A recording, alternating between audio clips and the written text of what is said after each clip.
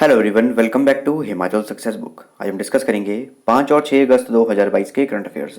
सबसे पहले हम हिमाचल प्रदेश के करंट अफेयर डिस्कस करेंगे, उसके बाद कुछ इंपॉर्टेंट नेशनल और इंटरनेशनल करंट अफेयर डिस्कस करेंगे। इसके अलावा अगर आपको इस सेशन की पीडीएफ चाहिए तो आप टेलीग्राम चैनल से डाउनलोड कर सकते हैं। टेलीग्राम पे सर्च कीजिए हिमाचल सक्सेस बुक और वहाँ से आप इस सेशन की पीडीएफ प्राप्त कर सकते हैं। स्टार्ट करते हैं discussion. First question is the 7 day long international Kullu Dussehra festival will commence from which date. 7 दिवसीय अंतर्राष्ट्रीय कुल्लू दशहरा उत्सव किस तारीख से शुरू होगा? तो ये शुरू किया जाएगा 5 अक्टूबर 2022 से। तो हाल ही में जो हमारे हिमाचल प्रदेश के शिक्षा और कला, भाषा और संस्कृति मंत्री हैं वो हैं गोविंद सिंह ठाकुर। उनके द्वारा बताया गया कि 7 दिवसीय अंतर्राष्ट्रीय कुल्लू दशहरा उत्सव ये 5 अक्टूबर से शुरू होगा। इसके अलावा जो गोविंद सिंह ठाकुर हैं, इनका जो विधानसभा क्षेत्र है वो है मनाली, जो कि है कुल्लू जिले में। ये हमारे हायर एजुकेशन मिनिस्टर हैं, एलिमेंट्री एजुकेशन मिनिस्टर हैं और language art and culture minister हैं। Which local administration has transformed a dumping yard on the banks of Yamuna into Yamuna Van Vihar? किस स्थानीय प्रशासन ने यमुना के तट पर एक डंपिंग यार्ड को यमुना वन विहार में बदल दिया है? काफ़ी अच्छा कार्य किया गया है ये इस लोकल एडमिनिस्ट्रेशन के द्वारा, और ये कार्य किया गया है सिरमौर जिले की पोंटा साहिब एडमिनिस्ट्रेशन के द्वारा। तो हाल ही में जो सिरमौर जिले की पोंटा साहिब लोकल एडमिनिस्ट्रेशन है उनके द्वारा वहाँ पर एक डंपिंग यार्ड था जो कि यमुना नदी के किनारे स्थित था, उसे यमुना वन विहार में तब्दील कर दिया गया है। The National Fertilizer Limited will establish an NFL chair in which university in Himachal Pradesh? National fertilizer limited Himachal Pradesh के किस विश्वविद्यालय में NFL चेयर स्थापित करेगा? तो ये की जाएगी इनके द्वारा CSK एग्रीकल्चर यूनिवर्सिटी पालमपुर में। तो जो नेशनल फर्टिलाइजर लिमिटेड है उनके द्वारा एक NFL चेयर इस्टेब्लिश की जाएगी और जो हमारी एग्रीकल्चर यूनिवर्सिटी पालमपुर है वहाँ पर ये की जाएगी। इसके अलावा जो ये हमारा नेशनल फर्टिलाइजर लिमिटेड है 23 अगस्त 1974 को इसकी स्थापना की गई थी। हेडक्वार्टर इंपॉर्टेंट है जो कि है नोएडा में, और इसके चेयरमैन एंड मैनेजिंग डायरेक्टर हैं Nirlep Singh Rai. Who is the author of the book doctor Yashwant Singh Parmar, mass leader and apostle of honesty and integrity? Doctor Yashwant Singh Parmar, mass leader and apostle of honesty and integrity पुस्तक के लेखक कौन है? ये बुक लिखी गई है डॉक्टर राजेंद्र अत्री द्वारा। डॉक्टर राजेंद्र अत्री, इन्होंने बायोग्राफी भी लिखी थी डॉक्टर यशवंत सिंह परमार जी की, और उनके ही द्वारा ये बुक भी लिखी गई है और ये सरला पब्लिकेशन की है। इनकी वेबसाइट पर जाके आप परचेज कर सकते हैं। तो बुक का नाम याद रखिएगा, doctor Yashwant Singh Parmar, mass leader and apostle of honesty and integrity, और बुक को लिखा गया है डॉक्टर राजेंद्र अत्री के द्वारा।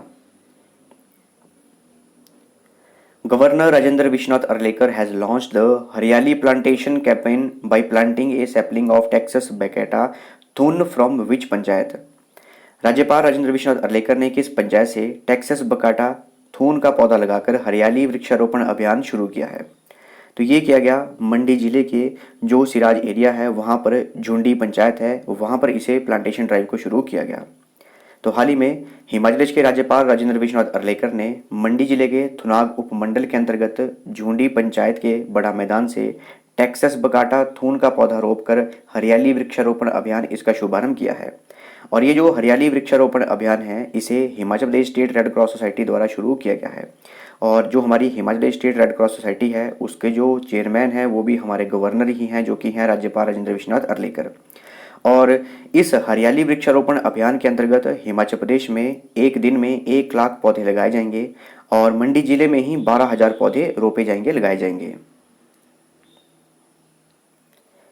From which place did Chief Minister Jairam Thakur launch the 73rd State Level one महोत्सव 2022 organized by the Forest Department? मुख्यमंत्री जयराम ठाकुर ने वन विभाग द्वारा आयोजित 73वें राज्य स्तरीय वन महोत्सव 2022 का शुभारंभ किस स्थान से किया है? तो ये किया गया चंबा जिले के चुवाड़ी स्थान से। तो चंबा जिले के चुवाड़ी स्थान से मुख्यमंत्री जयराम ठाकुर ने 73वें राज्य वन महोत्सव का शुभारंभ किया है, और इसे ऑर्गेनाइज जो किया जा रहा है वो वन विभाग द्वारा आयोजित किया जा रहा है। डिस्कस करते हैं कुछ इंपॉर्टेंट नेशनल और international current affairs. Who has been elected as the 14th vice president of India? Bharat के 14वें उपराष्ट्रपति के रूप में किसे चुना गया है?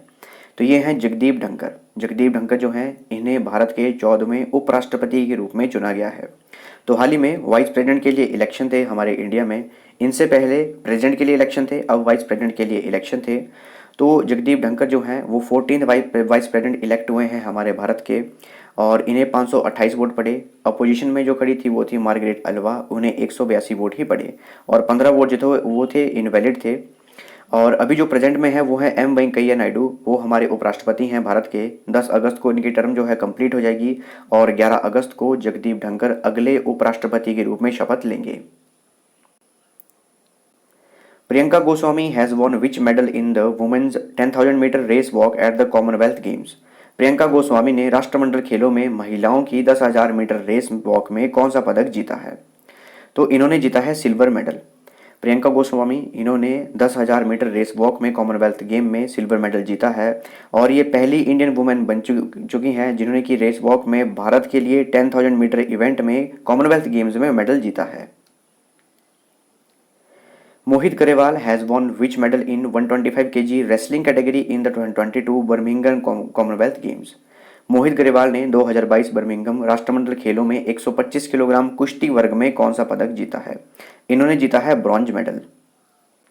ये लिस्ट है जिन्होंने जो मेडल जीते हैं अभी रिसेंटली। तो दिव्या काकरन इन्होंने ब्रॉन्ज मेडल जीता है 68 kg रेसलिंग में। दीपक पुनिया इन्होंने गोल्ड मेडल जीता है रेसलिंग की 86 kg कैटेगरी में। साक्षी मलिक कादियान इन्होंने गोल्ड मेडल जीता है रेसलिंग की 62 kg में। बजरंग पुनिया इन्होंने भी गोल्ड मेडल जीता है 65 kg रेसलिंग में। अंशु मलिक इन्होंने सिल्वर मेडल जीता है 57 kg रेसलिंग में। एम श्रीशंकर इन्होंने सिल्वर मेडल जीता है लॉन्ग जंप में। सौरभ घोषाल इन्होंने ब्रॉन्ज मेडल जीता है स्क्वैश में। तुलिका मान इन्होंने सिल्वर मेडल जीता है जूडो में। इसके अलावा गुरदीप सिंह इन्होंने ब्रॉन्ज मेडल जीता है वेट लिफ्टिंग में। और अभी मेडल टैली के हिसाब से इंडिया जो है 5th नंबर पर है कॉमनवेल्थ गेम्स में। 11 गोल्ड, 11 सिल्वर और 11 ब्रॉन्ज, टोटल 33 मेडल्स हैं इंडिया के पास। Name the ministry that recently issued operational guidelines for the implementation of Saksham Anganwadi and पोषण 2.0 स्कीम।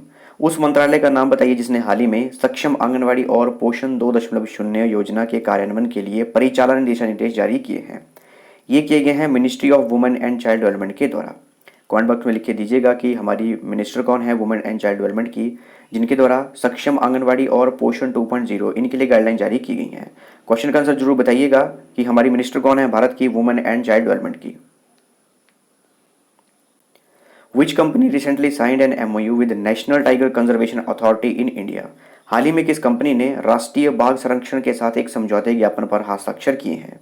ये किए हैं इंडियन ऑयल कॉर्पोरेशन लिमिटेड ने।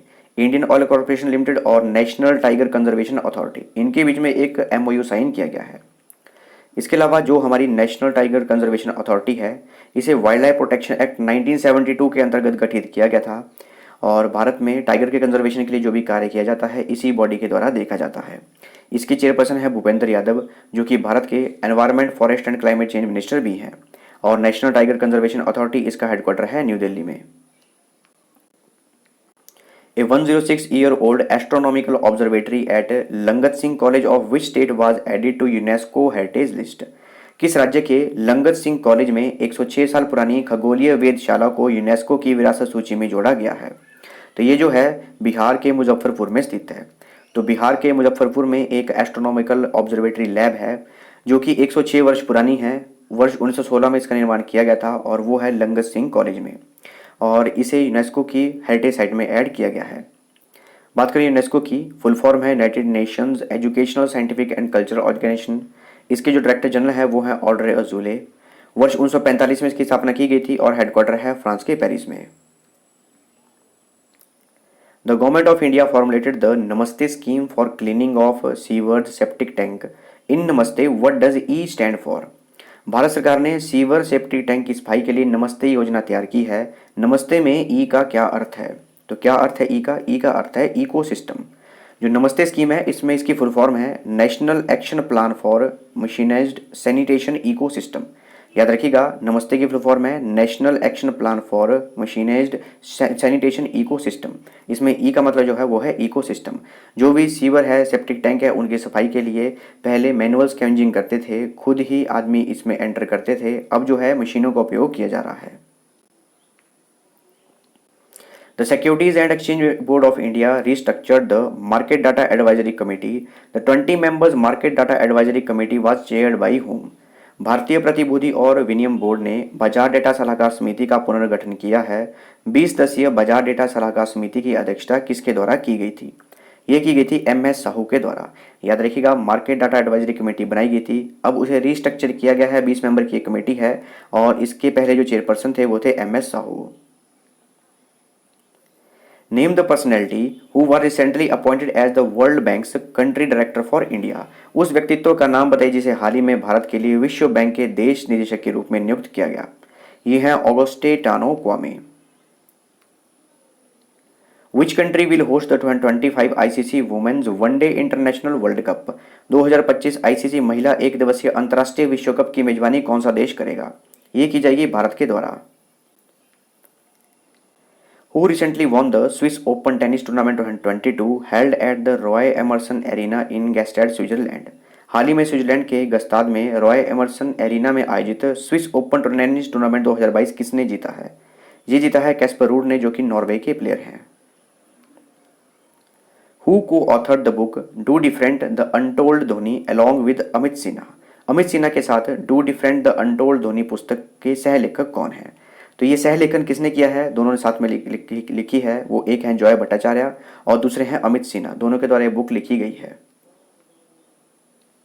तो UNESCO world heritage site Hegra archaeological site is located in which country that will be open to the public. UNESCO की विश्व धरोहर स्थल हैगरा पुरातत्व स्थल किस देश में स्थित है जो कि जनता के लिए खुला रहेगा। इसे जनता के लिए खोला गया है और ये सऊदी अरेबिया में स्थित है। सऊदी अरेबिया का काफ़ी पुराना ये विश्व धरोहर स्थल है, लगभग 2000 वर्ष पुराना है ये। और याद रखिएगा, सऊदी अरेबिया की पहली यूनेस्को की वर्ल्ड हेरिटेज साइट है ये। In which state Sahyadri Tiger Reserve is located, where the National Board for Wildlife has allowed the drilling investigation which experiences high seismic activity due to the Koyna Dam। Sahyadri tiger reserve किस राज्य में स्थित है जहां राष्ट्रीय वन्यजीव board ने drilling जांच की अनुमति दी है जो कोयना बांध के कारण उच्च भूकंपीय गतिविधि का अनुभव करता है। तो ये जो है ये महाराष्ट्र में स्थित है। ये थी हमारी डिस्कशन, और अगर आपको इस सेशन की PDF चाहिए तो आप टेलीग्राम चैनल से डाउनलोड कर सकते हैं। टेलीग्राम पे सर्च कीजिए हिमाचल सक्सेस बुक और वहां से आप इस सेशन की PDF प्राप्त कर सकते हैं। इसके अलावा इंस्टाग्राम, टेलीग्राम, फेसबुक इन पे फॉलो कर सकते हैं। So thanks for watching video, do like, share and subscribe my channel.